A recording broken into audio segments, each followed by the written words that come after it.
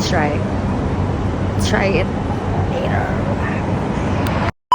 Siyempre, usapang 24 hours hypermarket, baka Big Mart yan.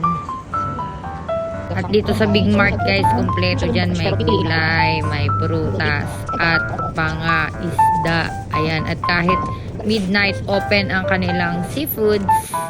Ayan, and meron din sila mga ready na, ayan, mga pang pinakbit. Ayan, may mga dahon ng saging. Ayan, may mga kamote, tofu, pang tinola.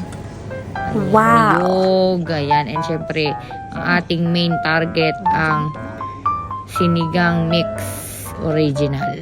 Syempre, ang ating highlights, Pure Foods, corned beef, baka naman. At nabili ko na lahat, guys.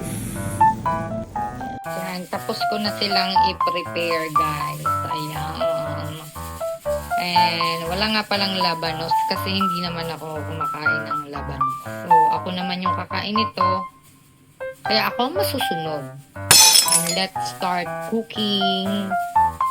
Hindi ko na to i-explain ng mahaba pa dahil igisa nyo lang yan at kayo na ang bahala dyan kung anong gusto nyong unahin. Basta igisa nyo yan lahat, maluto yan lahat. Ox na yan, guys.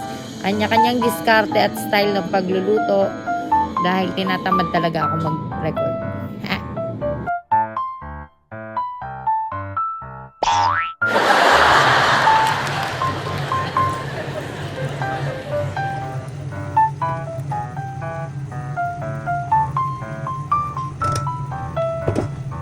Siyempre, kayo mag-adjust. Manood na lang kayo. Tapusin nyo yung video na to.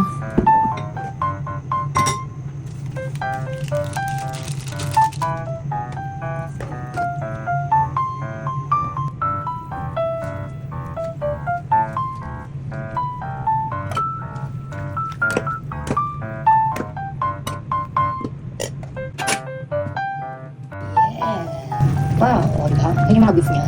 And guys, ayan, kita try natin siya kung ano ba talagang meron dito sa ating sinigang na corned beef.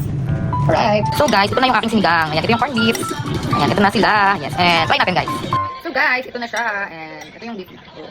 May kangkong, lahat kompleto yan. Wala lang wala lang labanos kasi hindi naman ako makain. Tikman lang natin siya kung masarap or ano bang meron dito. Try natin ang may ulam.